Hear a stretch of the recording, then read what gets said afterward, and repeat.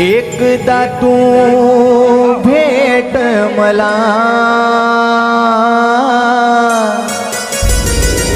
माझ्या जगन्नाथ बाबा. लिहिण्याचा प्रयत्न केलेला आहे. एक भक्त बाबांच्या दरबारामध्ये जातो आणि बाबांना काय म्हणतो आहे, बाबा एकदा तू भेट मला माझ्या जगन्नाथ बाबा. एकदा तू भेट मला हो माझ्या जगन्नाथ बाबा.